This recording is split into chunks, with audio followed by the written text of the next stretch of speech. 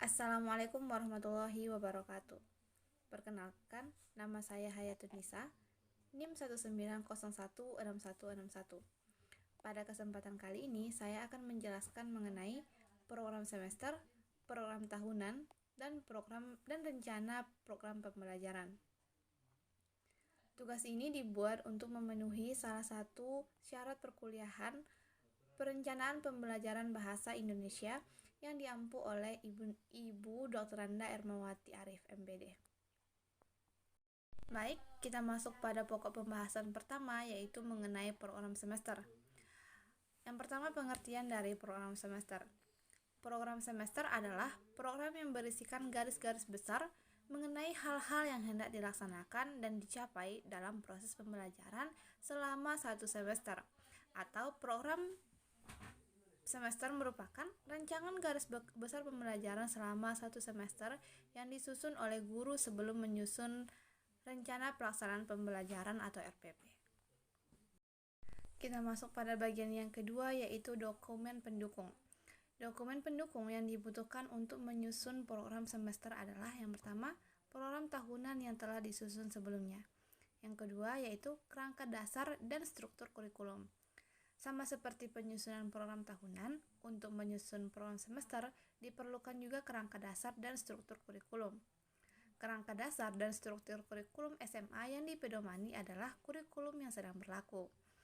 Kerangka dasar dan struktur kurikulum 2013 secara tertulis telah dirumuskan dan disertakan salinannya dalam Permendikbud nomor 69 tahun 2013 tentang kerangka dasar dan studi kurikulum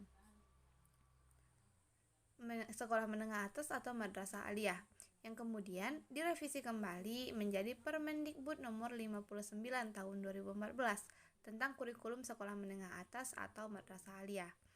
Kemudian direvisi kembali menjadi Permendikbud RI nomor 24 tahun 2016 tentang kompetensi inti dan kompetensi dasar pelajaran pada kurikulum 2013 pada pendidikan dasar dan pendidikan menengah. 3 komponen. Pada umumnya, program semester itu berisikan identitas yang berisi tentang satuan pendidikan, mata pelajaran, kelas atau semester dan tahun pelajaran. Yang kedua yaitu format isian yang berisi kompetensi inti, kompetensi dasar, indikator, jumlah jam atau pertemuan, dan bulan serta minggu dalam kalender pendidikan. Yang ketiga yaitu teknik pengisian tabel program semester. Hal ini sama juga seperti program tahunan.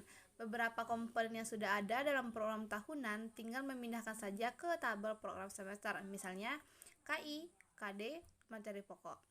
Yang perlu dicermati adalah pemberian atau pengaturan materi ke dalam bulan tertentu di dalam satu semester. Selanjutnya yaitu langkah-langkah penyusunan program semester. Yang pertama yaitu menyusun program tahunan berdasarkan kalender pendidikan yang dikeluarkan oleh Dinas Pendidikan setempat. Yang kedua, menentukan materi yang akan dipelajari oleh peserta didik. Penentuan materi dilakukan melalui analisis beserta muatan KD yang tertuang pada struktur kurikulum. Di samping muatan kompetensi dasar pada kurikulum, materi dapat juga ditentukan dari rumusan indikator pencapaian kompetensi atau IPK yang dirumuskan oleh guru. Yang ketiga yaitu menentukan jam atau pertemuan melalui analisis jam pembelajaran per minggu yang tertuang pada struktur kurikulum. Guru dapat menggunakan jam per minggu menjadi jam per pertemuan, namun dapat juga menggunakan jam per minggu menjadi beberapa kali pertemuan. Misalnya nih, untuk mata pelajaran bahasa Indonesia kelas 11, alokasi waktu per minggu tercantum pada 4 jam pelajaran.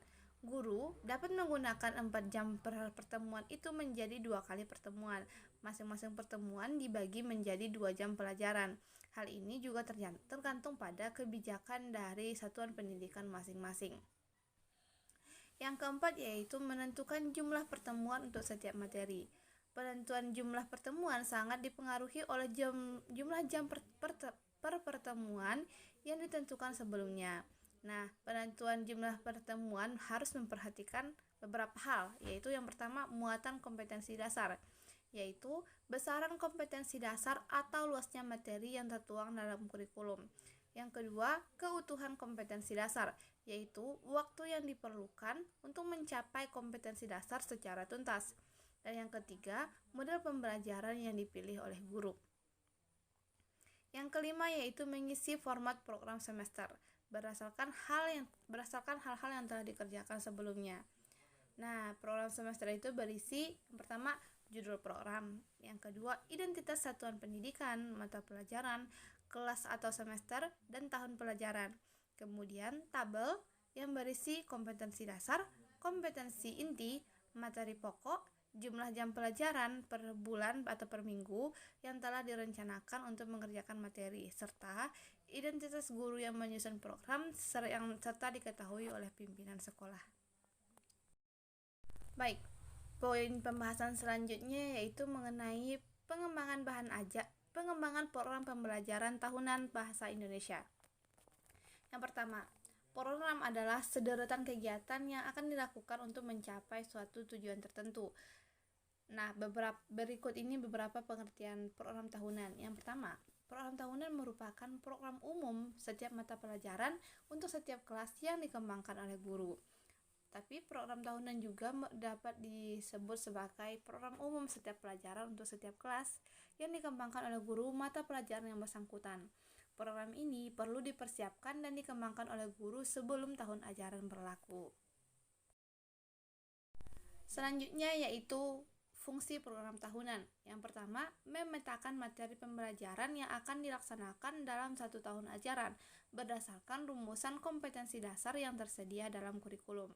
Selanjutnya yaitu sinkronisasi antara kompetensi dasar dengan alokasi waktu yang tertuang dalam kalender pendidikan. Yang ketiga, yaitu sebagai bahan acuan bagi guru yang perlu disampaikan kepada peserta didik pada bagian awal pembelajaran sebelum pembelajaran tersebut berlangsung. Yang keempat yaitu menata urutan materi pembelajaran yang akan diajarkan kepada siswa. Selanjutnya yaitu mengetahui jumlah rencana pelaksanaan pembelajaran yang harus disusun oleh guru untuk rentang waktu 1 tahun. Kemudian menginformasikan kepada peserta didik mengenai materi-materi pokok yang akan diselesaikan dalam pembelajaran per tahun tersebut. Kemudian supervisi pencapaian target pembelajaran bagi sekolah, dan kemudian selanjutnya itu sebagai penentuan tindakan perbaikan dari hasil pertemuan supervisi.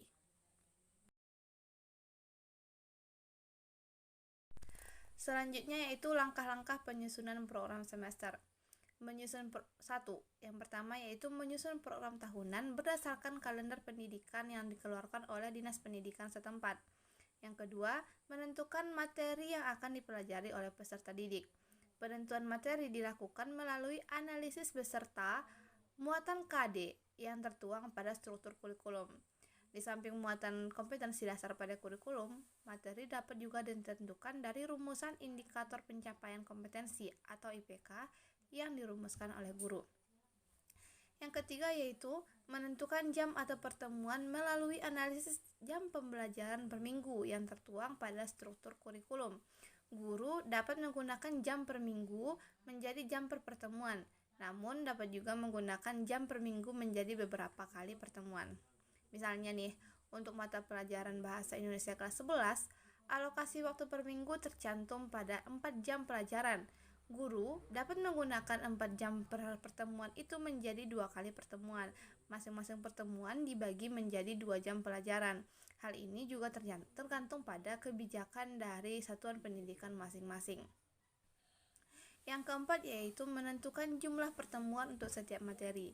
Penentuan jumlah pertemuan sangat dipengaruhi oleh jumlah jam per pertemuan yang ditentukan sebelumnya.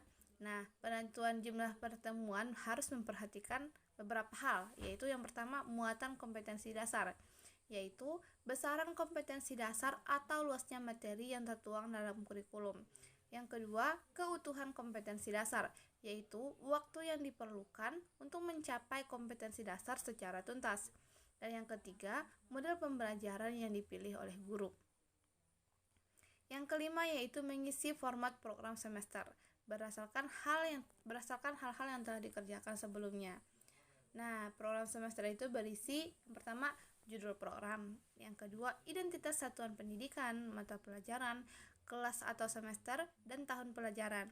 Kemudian tabel yang berisi kompetensi dasar, kompetensi inti, materi pokok, jumlah jam pelajaran per bulan atau per minggu yang telah direncanakan untuk mengerjakan materi, serta identitas guru yang menyusun program serta diketahui oleh pimpinan sekolah.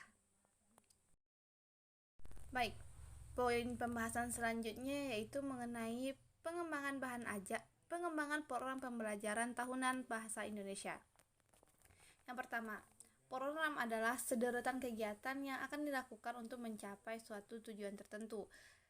Nah, berikut ini beberapa pengertian program tahunan. Yang pertama, program tahunan merupakan program umum setiap mata pelajaran untuk setiap kelas yang dikembangkan oleh guru.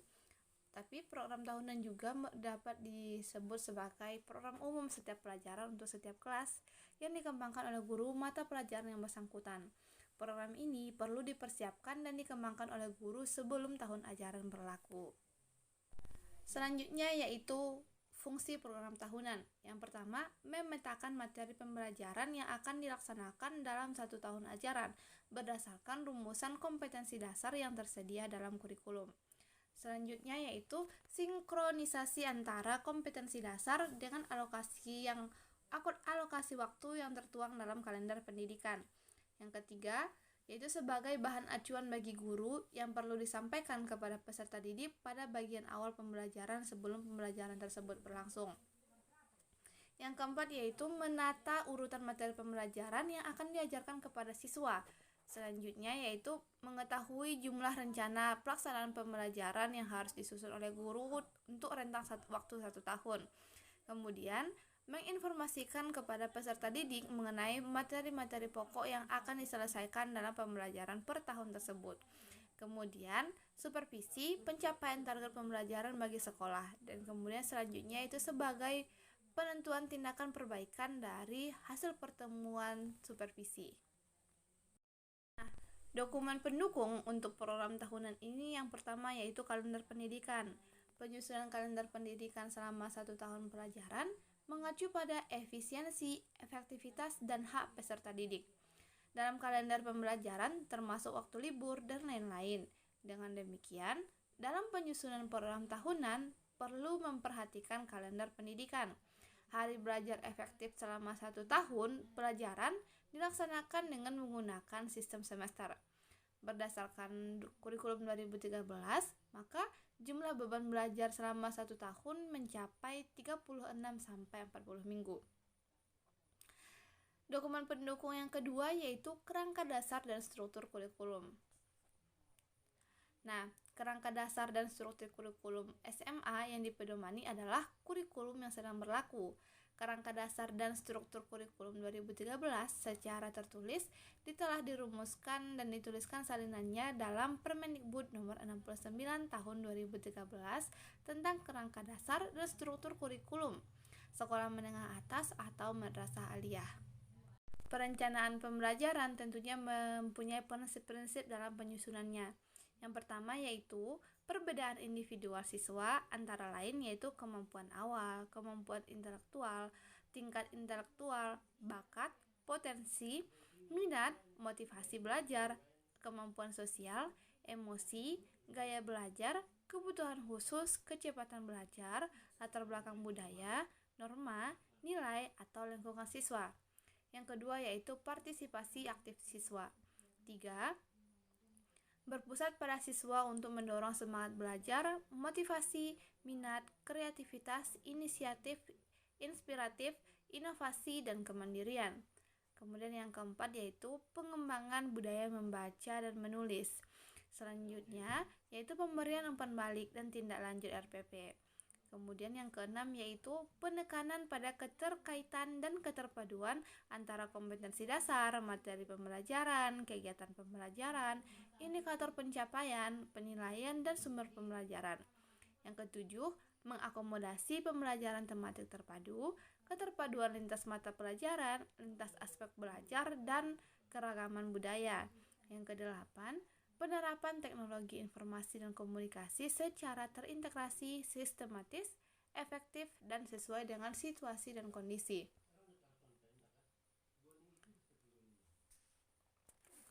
Nah, kemudian Selanjutnya yaitu langkah penyusunan RPP. Yang pertama yaitu mengkaji silabus, kemudian melakukan analisis keterkaitan antara SKL, KI, KD dalam rangka merumuskan IPK, materi pembelajaran, kegiatan pembelajaran, dan rencana pembelajaran sesuai dengan muatan kompetensi dasar. Kemudian menentukan alokasi untuk setiap pertemuan. Kemudian yaitu merumuskan tujuan pembelajaran dan menyusun materi pembelajaran. Selanjutnya, menentukan pendekatan atau model atau metode yang sesuai dalam pembelajaran. Kemudian, menentukan media, alat, bahan yang digunakan dalam proses pembelajaran. Kemudian yang kedelapan yaitu memastikan sumber belajar yang dijadikan referensi yang akan digunakan dalam langkah penjabaran dan proses pembelajaran. Yang kesembilan, menjabarkan langkah-langkah pembelajaran ke dalam bentuk yang lebih operasional. Dan yang terakhir yaitu mengembangkan penilaian proses dan hasil belajar yang melingkupi teknik, instrumen penelitian, serta pedoman dan penskoran. Baiklah, sekian materi untuk pertemuan kali ini. Saya tutup dengan mengucapkan wabillahi taufiq wal hidayah. Wassalamualaikum warahmatullahi wabarakatuh.